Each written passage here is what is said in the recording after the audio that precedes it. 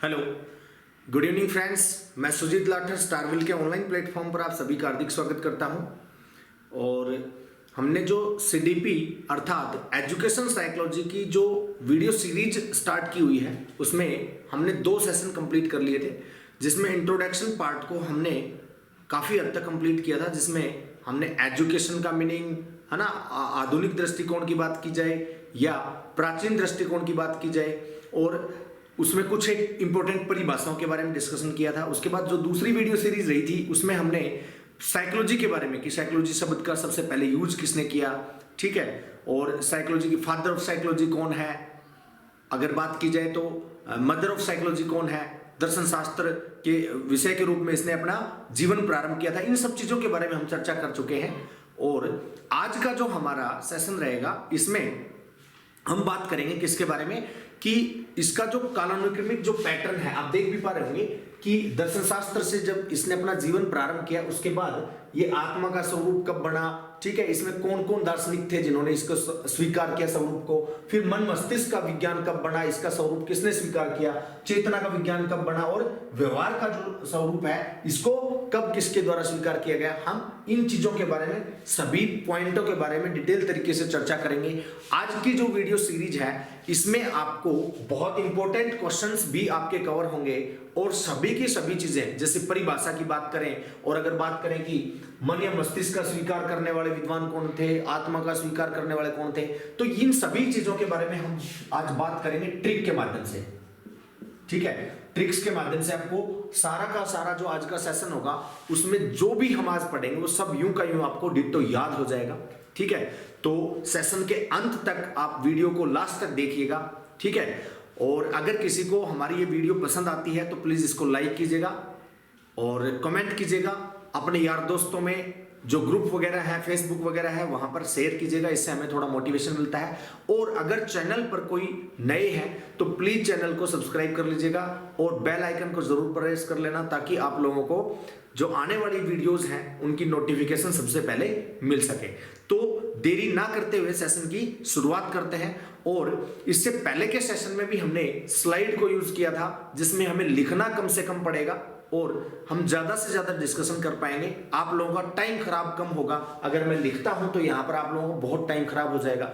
जो सेशन हमें 1 घंटे में कंप्लीट करना हो उस सेशन को हम हाफ आवर में कंप्लीट कर सकते हैं स्लाइड के माध्यम से। ये सिर्फ आप लोगों के लिए मेहनत की जा रही है, ताकि आप लोगों को किसी भी टीचिंग एग्जाम से संबंधित जो चीजें हैं उनमें ये हेल्पफुल रह सकें ये वीडियोस, और हमें आप लोग सपोर्ट करें, ठीक है। तो प्लीज अपना साथ बनाइए रखिएगा। सेशन की शुरुआत करते हैं और आज हम डिस्कशन करेंगे। सबसे पहले तो अगर मैं आपसे पूछूं कि जो साइकोलॉजी शब्द है,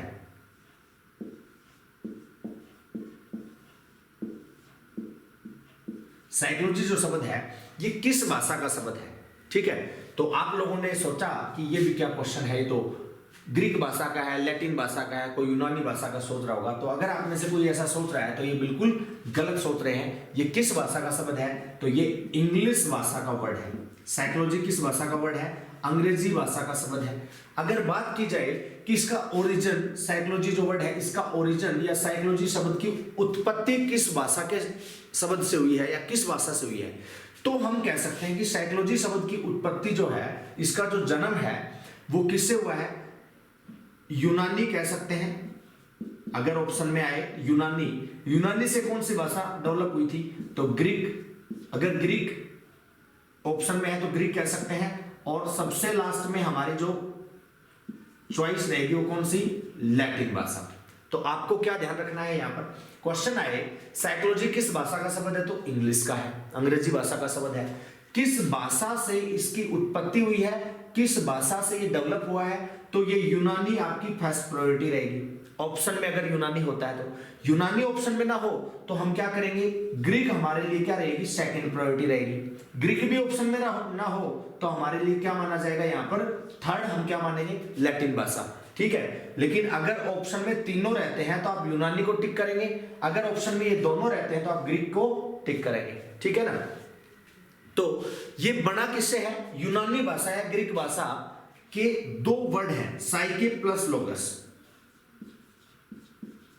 साइके प्लस लोगस, ठीक है। साइके का मतलब होता है आत्मा। क्या माना गया है यहाँ पर? साइके का मतलब आत्मा, और लोगस का मतलब क्या माना है? अध्ययन। तो अगर हम यहाँ पर एक शाब्दिक अर्थ की बात करें, इसका लिटरल जो मीनिंग है उसकी बात करें, तो हम इन दोनों को जैसे ही मिक्स करके पढ़ते हैं, आत्मा अध्ययन, तो यहाँ पर इसमें एक लेटर और लगा दिया जाता है, क्या? का। तो ये शाब्दिक अर्थ बन जाता है आत्मा का अध्ययन, स्टडी ऑफ सोल। तो ये इसका क्या हो जाएगा? लिटरल मीनिंग हो जाएगा, शाब्दिक अर्थ हो जाएगा। इसी चीज को हम स्लाइड के माध्यम से भी एक बार देख लेते हैं, आपके सामने है। मनोविज्ञान का जो अर्थ है वो गैरेट नामक एक साइकोलॉजिस्ट हैं, उनके अनुसार साइकोलॉजी शब्द की उत्पत्ति, साइकोलॉजी बता दूं आपको अंग्रेजी भाषा का शब्द है, लेकिन इसकी उत्पत्ति साइके प्लस लोगस, दो यूनानी या फिर इसके बाद ग्रीक या फिर लैटिन, इन तीन चीजों को आप ध्यान में रखना। सबसे पहले यूनानी, फिर ग्रीक और फिर लैटिन। ऑप्शन में आए तो यूनानी ही हमें करनी है, कि दो शब्दों से मिलकर हुई है, दो शब्दों का जिक्र किया गया है। मैंने आपको बताया साइके का अर्थ होता है आत्मा, तथा लोगस या लोगोस हम जिसको बोल सकते हैं, इसका मतलब क्या होता है? अध्ययन करना। तो इसका जो शाब्दिक अर्थ है वो क्या हो जाएगा? आत्मा का अध्ययन, या लिटरल मीनिंग की बात की जाए तो स्टडी ऑफ दिस सोल हम कह सकते हैं इसको। ठीक है, नेक्स्ट स्लाइड के माध्यम से हम आगे डिस्कशन करते हैं। तो देखिए, आप देख पा रहे होंगे मनोविज्ञान को स्वतंत्र विषय बनाने के लिए इसे परिभाषित करना स्टार्ट किया गया। ठीक है, और कालांतर में मनोविज्ञान के अर्थ में या इसके मीनिंग में बहुत सारे परिवर्तन आते गए। ठीक है, उन परिवर्तनों की अगर बात की जाए तो वो आपके सामने लिखे भी हुए हैं। दर्शन शास्त्र मनोविज्ञान की जननी माता कहलाती है। उसके पिता कौन कहलाते हैं? मनोविज्ञान के पिता अरस्तु कहलाते हैं। मॉडर्न साइकोलॉजी के फादर विलियम वुंट कहलाते हैं। इन चीजों की चर्चा हम कर चुके हैं इससे पहले वाली वीडियो में, तो आप उस वीडियो सीरीज को भी देख सकते हैं कंप्लीट, आप लोगों को काफी बेहतरीन कंटेंट मिलता है। ठीक है, अगर उसके बाद हम बात करें तो दर्शन शास्त्र से इसका क्या कौन सा चरण आता है? आत्मा का विज्ञान, आत्मा का स्वरूप स्वीकार किया। उसके बाद मन या मस्तिष्क का स्वरूप जो है वो स्वीकार किया गया मनोविज्ञान के द्वारा, और फिर चेतना का स्वरूप या चेतना का विज्ञान, और फिर व्यवहार का विज्ञान या व्यवहार की विधि जो वर्तमान समय में चल रही है। ठीक है, तो इसी चरण को हम स्लाइड के माध्यम से भी देख लेते हैं। आप लोगों के सामने बिल्कुल साफ साफ नजर आ रहा होगा। पहले इसने अपना जन्म किससे स्टार्ट किया, या जन्म कहां से हुआ, इसका जीवन प्रारंभ कहां से हुआ? तो दर्शन शास्त्र से अलग होने के बाद इसका जीवन प्रारंभ हुआ। दर्शन शास्त्र इसकी जननी कही जाती है मनोविज्ञान की। उसके बाद आत्मा का विज्ञान, सोल की स्टडी हम कहते हैं इसको। इसके बाद माइंड या मन मस्तिष्क का विज्ञान बना, और उसके बाद कॉन्शियसनेस अर्थात चेतना का विज्ञान बना, और उसके बाद वर्तमान में ये बिहेवियर या व्यवहार के स्वरूप को स्वीकार किए हुए हैं। ठीक है, इसकी चर्चा हम आगे करते हैं। और आत्मा का जो विज्ञान है इसकी बात सबसे पहले कब की गई, तो मैं यहां पर बता दूं कि आत्मा का विज्ञान का जो स्वरूप है ये सबसे पहले जो यूनानी दार्शनिक थे, तीन महान दार्शनिक है, वहां से इसकी शुरुआत होती है। अगर बात की जाए सुकरात से भी हम बात कर सकते हैं, पहली वीडियो में मैंने आपको बताया था सबसे पहले टेस्ट सीरीज में। ठीक है, तो यहां पर इन्होंने इसको हम एक ट्रिक के माध्यम से देख लेते हैं कि आत्मा का जो स्वरूप है उसको स्वीकार करने वाले विद्वान हैं कौन कौन। तो इसको मैं आपको एक लाइन या ट्रिक के माध्यम से थोड़ा सा बता देता हूं, हालांकि आप लोगों के सामने स्लाइड भी शो कर दी जाएगी। तो आत्मा का विज्ञान जो मानने वाले हैं ना, उसमें आत्मा की प्रकृति, आत्मा का नेचर जो है, आत्मा का रंग कैसा है, आत्मा का रूप कैसा है, उसका आकार कैसा है, तो इन सब चीजों के जवाब नहीं मिलने के कारण, ठीक है, 16वीं शताब्दी में इसको क्या कर दिया गया? अस्वीकार कर दिया गया। जो कि पहला मैं बता रहा हूं आत्मा का विज्ञान। आत्मा का विज्ञान स्वीकार करने वाले विद्वानों में कौन कौन थे? अरस्तु या एरिस्टोटल जिनको हम कह सकते हैं, प्लेटो थे और डेकार्टे थे, ये प्रमुख विद्वान थे। ट्रिक कैसे याद रखेंगे? आत्मा से आप यू अड़े, इस लाइन के माध्यम से आपको ये याद रह जाएगा, आत्मा से आप यू अड़े। तो आत्मा का विज्ञान मानने वाले हो गए, से साइलेंट हो गया। आ से आप क्या पढ़ेंगे? अरस्तु पढ़ सकते हैं, ठीक है। पै से क्या हो जाएंगे? प्लेटो। यू से क्या हो जाएंगे? ये सभी यूनान के दार्शनिक थे। ऐसे आप एरिस्टोटल भी पढ़ सकते हैं, क्योंकि एरिस्टोटल जो कई बार हिंदी में लिखा आ जाता है, हालांकि एरिस्टोटल इंग्लिश में बोलते हैं अरस्तु को ही। तो आ से अरस्तु, ऐसे एरिस्टोटल आप कह सकते हैं। पै से प्लेटो हो जाएंगे और डे से कौन हो जाएंगे? डेकार्टे। तो ये तीन साइकोलॉजिस्ट थे जिन्होंने आत्मा के स्वरूप को स्वीकार किया था। तो क्वेश्चन आपका यहां पर किस तरीके से आएगा? क्वेश्चन पूछा जाएगा कि निम्न में से तीन नाम तो आपको क्या मिलेंगे, प्लेटो, अरस्तु और डेकार्टे। और आपको पूछा जाएगा एक चौथा कोई भी नाम दे दिया जाएगा, विलियम वुंट, मैकडूगल, स्किनर, कोई भी दे दिया जाएगा और पूछा जाएगा निम्न में से कौन से मनोवैज्ञानिक के द्वारा आत्मा का स्वरूप या आत्मा के विज्ञान की अवधारणा नहीं दी गई थी या आत्मा की अवधारणा को स्वीकार नहीं किया गया था। तो आपका आंसर हो जाएगा जो भी इन तीनों के अलावा होगा। और इसको आप देख सकते हैं स्लाइड के माध्यम से भी, आत्मा से आप यू अड़े, इसमें मैं आप लोगों को डिस्कस कर चुका हूं। चाहे तो आप इसका स्क्रीनशॉट कर सकते हैं और इसको और एक बार रिवाइज कर सकते हैं, आपको इजीली याद हो जाएगा। आत्मा का विज्ञान मानने वाले ऐसे क्या हो जाएंगे, अरस्तु, पैसे प्लेटो, यू से यूनानी दार्शनिक थे, ऐसे एरिस्टोटल और डे से डेकार्टे।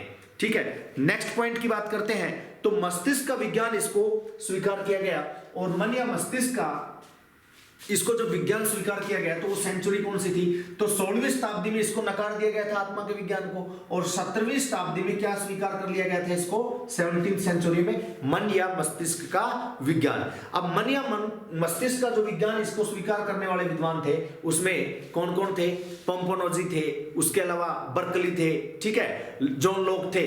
तो ये कुछ प्रमुख विद्वान रहे थे, साइकोलॉजिस्ट रहे थे जिन्होंने इसका स्वरूप स्वीकार किया 17वीं शताब्दी में। लेकिन कुछ समय के बाद क्या हुआ, इनमें से कोई भी विद्वान मन की प्रकृति तथा इसका स्वरूप जो है ना उसका ठीक से निर्धारण नहीं कर सका और अंत में यह जो परिभाषा है ये भी क्या हो गई, फेल हो गई, या इसको भी मान्यता नहीं मिली। तो ये मान्यता जब इसको नहीं मिली तो जाहिर सी बात है आपके माइंड में अब यहां पर दो डाउट और बढ़ने चाहिए।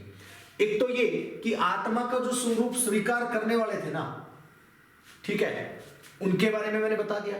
तो आत्मा का जो स्वरूप है उसको नकारने वाले कौन होंगे, इसके जो विरोधी होंगे वो कौन होंगे, जिन्होंने इसको मन या मस्तिष्क का विज्ञान कहलवाया या मन या मस्तिष्क का विज्ञान के रूप में स्वीकार किया। तो वो कौन कौन थे, तो आपसे पूछा जाए तो पोम्पोनोजी है, ठीक है, जॉन लॉक है, बर्कली है, ये कुछ प्रमुख विद्वान थे 17वीं शताब्दी में। इन्होंने इनसे क्वेश्चन पूछे और जब ये इन सभी क्वेश्चन का आत्मा का स्वरूप कैसा है, रंग रूप कैसा है, इन सब चीजों को जब ये जवाब नहीं दे पाए तो फिर इन्होंने क्या कहा कि ये आत्मा का स्वरूप नहीं बल्कि क्या है, ये मन या मस्तिष्क का विज्ञान कहलाना चाहिए। तो मन या मस्तिष्क का विज्ञान बन गया। लेकिन इनसे फिर कौन क्वेश्चन पूछेगा, तो इनसे पूछेंगे जिन्होंने चेतना के स्वरूप को स्वीकार किया, ठीक है। तो अब इसके बारे में भी आगे हम पढ़ लेते हैं और इसको भी मैं एक ट्रिक के माध्यम से बता देता हूं।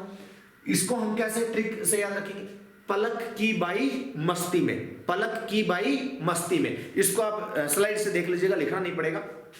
ट्रिक क्या हो गई, पलक की बाई मस्ती में, पैसे क्या हो जाएंगे, पोम्पोनोजी, लक से क्या हो जाएंगे, लॉक, जॉन लॉक पूरा नाम था इनका, की साइलेंट हो जाएगा और बै से क्या हो जाएगा, बर्कली, ई से क्या हो जाएगा, इटली के सभी दार्शनिक थे ये, ठीक है। और मस्ती क्या हो जाएगा, मस्तिष्क का विज्ञान इन्होंने माना था इसको, ठीक है। तो लाइन क्या याद रखनी है, पलक की बाई मस्ती में। यहां से भी सेम क्वेश्चन यही बनता है, एस्टेट के एग्जाम में भी क्वेश्चन आ चुका है। एक बार क्वेश्चन पूछा गया, निम्न में से कौन से मनोवैज्ञानिक के द्वारा मस्तिष्क का स्वरूप स्वीकार नहीं किया गया था या मस्तिष्क का विज्ञान का स्वरूप स्वीकार नहीं किया गया था, जिसमें एक तो जॉन लॉक का नाम था, एक पोम्पोनोजी का नाम था, एक बर्कली का नाम था और एक क्रो एंड क्रो का नाम था। तो अब आपको पता चल गया होगा कि इस क्वेश्चन का राइट आंसर क्या होगा, क्रो एंड क्रो।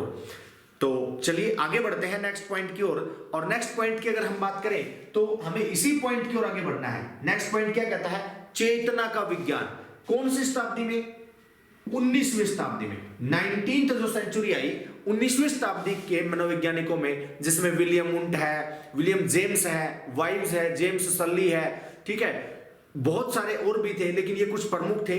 इन्होंने मनोविज्ञान को क्या माना, चेतना का विज्ञान माना। इनका मानना था कि मनोविज्ञान मनुष्य की चेतन क्रियाओं का अध्ययन करता है, कॉन्शियस जो रिएक्शन है, एक्शन है, उन्हीं की केवल स्टडी करता है, ऐसा मानना था जिन विद्वानों का, जिन मनोवैज्ञानिकों का मैंने नाम लिया है। कौन कौन, William Wundt, William James, wives और जेम्स सल्ली, ठीक है। लेकिन मनोविज्ञान केवल चेतन मन का अध्ययन नहीं करता, ऐसा आप लोग भी जानते हैं। ये क्या करता है, अचेतन मन का अध्ययन भी करता है, अर्धचेतन मन का भी अध्ययन करता है। आप कहोगे कि सर अचेतन मन का अध्ययन कैसे, तो व्यक्ति की जो दमित इच्छाएं होती हैं, अकॉर्डिंग टू सिगमंड फ्रॉयड, दमित इच्छाओं का भंडार कहां होता है, कहां संग्रहित होता है? अचेतन मन में। तो अचेतन मन का अध्ययन किया जाता है तभी तो व्यक्ति की जो अनफुलफिल जो विशेष है वो सामने आती है। इसका मतलब मनोविज्ञान में तो चेतन मन का भी, अचेतन मन का भी और अर्धचेतन मन का भी अध्ययन किया जाता है। तो यहां पर समस्याएं उत्पन्न हो गई और इनकी जो ये परिभाषा थी कि मन का मस्तिष्क, मन या मस्तिष्क का जो ये विज्ञान है उसको क्या कर दिया गया? चेतना का विज्ञान कर दिया। और चेतना के विज्ञान को फिर क्या कहा गया कि भाई ये केवल चेतन भाग का ही अध्ययन नहीं है, और ये परिभाषा भी क्या हो गई? फेल हो गई या अमान्य होने की कगार पर पहुंच गई। ठीक है, मनोविज्ञान का ये अर्थ भी क्या हो गया? सीमित होने के कारण इसको क्या कर दिया गया था? स्वीकार नहीं किया गया, अस्वीकार कर दिया गया था। और एक मैकडूगल ने एक पुस्तक लिखी थी, आउटलाइन ऑफ साइकोलॉजी। कौन सी पुस्तक? Outline of psychology. Outline of psychology. ठीक है, तो आउटलाइन ऑफ साइकोलॉजी पुस्तक के माध्यम से मैकडूगल ने चेतना शब्द की भरसक या कड़ी निंदा की थी। यह क्वेश्चन आ चुका है एक बार टीचिंग एग्जाम में कि चेतना जो वर्ड है उसकी भरसक निंदा या कड़ी निंदा किस मनोवैज्ञानिक के द्वारा की गई? तो मैकडूगल के द्वारा की गई। और किस पुस्तक के माध्यम से उन्होंने इसकी निंदा की? तो आउटलाइन ऑफ साइकोलॉजी पुस्तक के माध्यम से उन्होंने निंदा की। तो आपको ये पॉइंट भी थोड़ा ध्यान रख लेना है। चलिए आगे बढ़ते हैं और हम बात करते हैं इसमें। आप अगर कोई इंग्लिश मीडियम के हैं तो इसका स्क्रीनशॉट ले सकते हैं और आप इसको पढ़ सकते हैं, जो चीज मैंने आपको हिंदी में बताई है। ठीक है, आपके सामने इंग्लिश में भी एज इट इज है। ठीक है, और आगे इसकी ट्रिक के बारे में जैसे मैंने बात की थी, चेतना को विलियम ने सजवाई। तो चेतना को विलियम ने सजवाई का मतलब क्या हो गया? चेतना से क्या हो गया? चेतन मन का अध्ययन मानने वाले साइकोलॉजिस्ट हो गए। ठीक है, और ONT नहीं है, ये को है, ये टाइपिंग एरर हो गया। को क्या हो जाएगा? साइलेंट हो जाएगा। विलियम से क्या याद रहेगा हमें? William Wundt. इसके बाद क्या हो जाएगा? ने फिर साइलेंट हो गया। से क्या हो जाएगा? जेम्स सल्ली, जिनका पूरा नाम था। से सल्ली आप याद रख लें, जेम्स सल्ली आपको अपने आप याद आ जाएगा। जैसे क्या हो जाएंगे? जेम्स। और जेम्स मतलब कौन जेम्स थे? William James. ठीक है, वाई से क्या हो जाएगा? वाइज। तो देखिए कौन कौन हो गए? विलियम वुंट, विलियम जेम्स और जेम्स सल्ली और वाइज। ये चार प्रमुख दार्शनिक हो गए, साइकोलॉजिस्ट हो गए, जिन्होंने किसका स्वरूप स्वीकार किया था? चेतना का स्वरूप स्वीकार किया था। इसके बाद इसकी भी क्या कर दिया गया? नकार दिया गया। और इसको नकारने का कार्य कब हुआ? तो मैं बात करूं 20वीं शताब्दी, 20th जो सेंचुरी है, 20वीं शताब्दी में नकार दिया गया कि चेतना का विज्ञान ये नहीं है।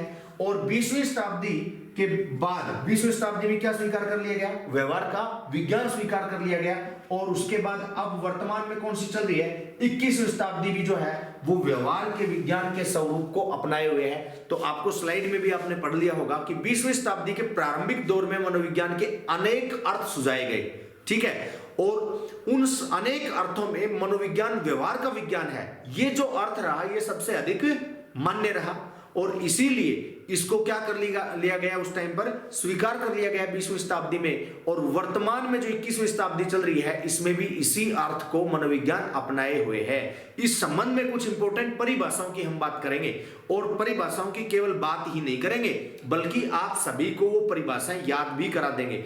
सारी परिभाषाएं नहीं करेंगे, जो एग्जाम में आ चुकी हैं या जो एग्जाम पॉइंट ऑफ व्यू से इंपॉर्टेंट है, केवल और केवल हम उन्हीं परिभाषाओं के बारे में बात करेंगे। तो देखिए आपके सामने पहली परिभाषा स्किनर के अनुसार है। स्किनर देखो, इसको हम याद रखने के लिए क्या करेंगे, मैं यहां पर थोड़ा सा आपको बताता चलता हूं साथ साथ ही। स्किनर, तो स्किनर में आपको नर नजर आ रहा है।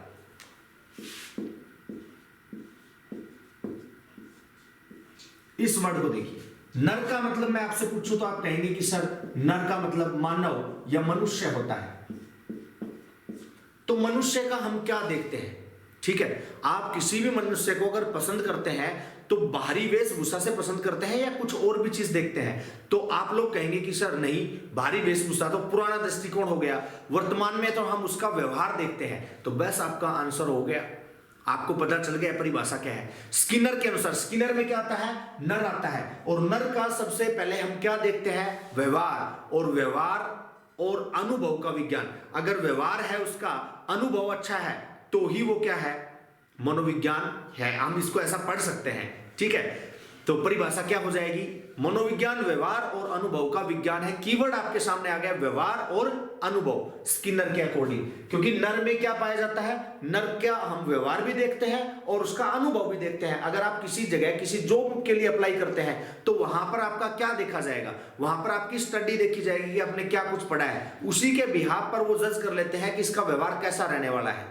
ठीक है, आपका इंटरव्यू लेते हैं, इंटरव्यू में भी इन चीजों को जज कर लेते हैं। और साथ ही आपका अनुभव, एक्सपीरियंस बहुत मायने रखता है। तो स्किनर की परिभाषा क्या है? व्यवहार और अनुभव का विज्ञान है। नेक्स्ट इंपॉर्टेंट परिभाषा पर बढ़ते हैं। देखिएगा, वाटसन के अनुसार, इसको भी मैं आपको याद करा देता हूं। वाटसन, देखो, सन का मतलब, मैं इसको ऐसे पढ़ता हूं तो आप कहेंगे कि सन का मतलब क्या होता है? पुत्र, बेटा, या मैं ये कहूं इसको बालक भी तो कह सकते हैं ना।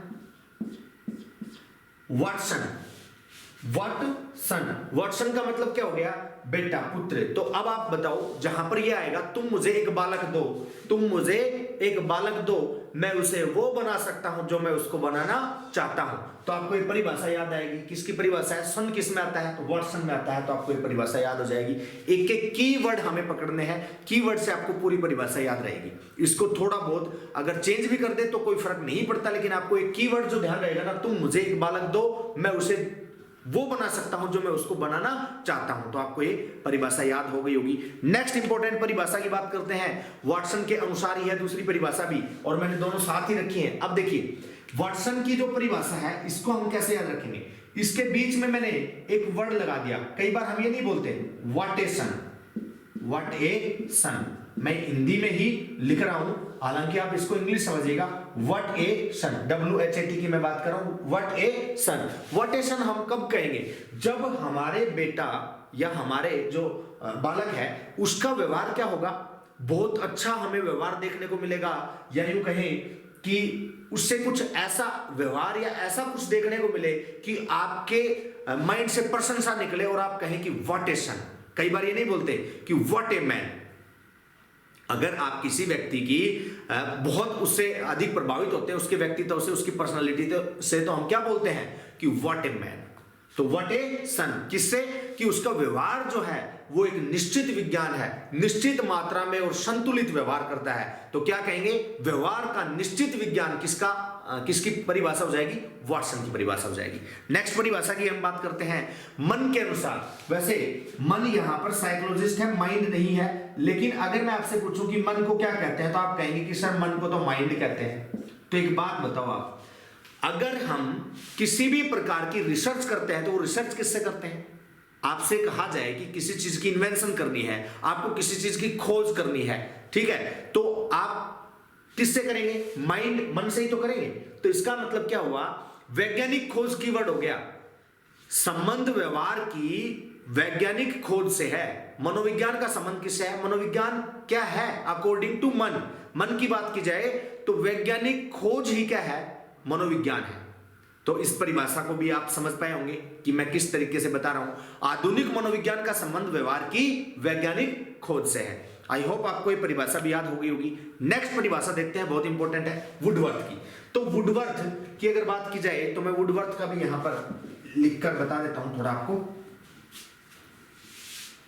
देखिए, वुडवर्थ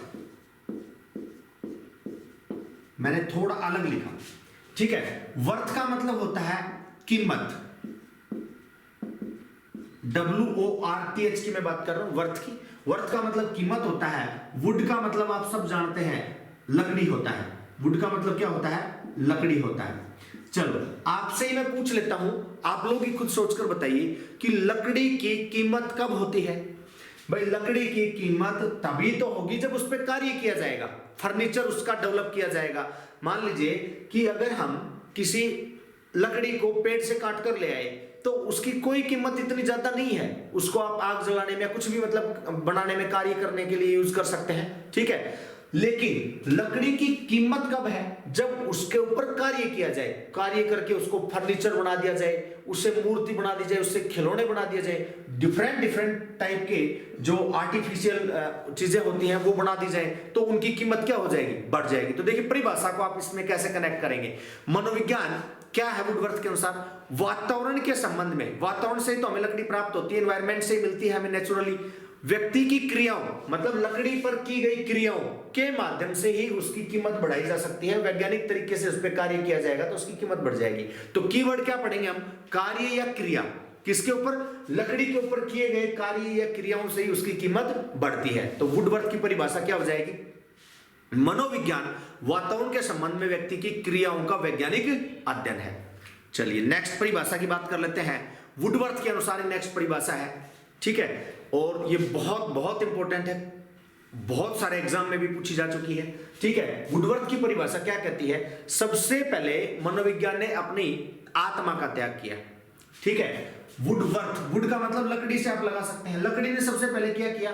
लकड़ी ने जंगल का त्याग किया। अरे पेड़ कटा, जंगल का त्याग किया, ठीक है। सबसे पहले अपनी आत्मा का त्याग किया, फिर अपने मन या मस्तिष्क का त्याग किया, जंगल का त्याग किया। जंगल का त्याग करने के बाद भी अपना जो उसका आकार था उसका भी त्याग किया, उसको भी छोटे छोटे पार्ट्स में, टुकड़ों में काटा गया, ठीक है। अपनी आत्मा का त्याग किया, फिर अपने मन या मस्तिष्क का त्याग किया, उसके बाद चेतना का त्याग किया, और अब व्यवहार की विधि को स्वीकार करता है। लकड़ी को भी तब तक चीर फाड़ करके, काट के उसको अलग अलग तरीके से डाला जाता है जब तक एक किसी फाइनल उसमें या मूर्ति का या किसी ना किसी आर्टिफिशियल आइटम, फर्नीचर का कोई रूप ना ले ले, ठीक है।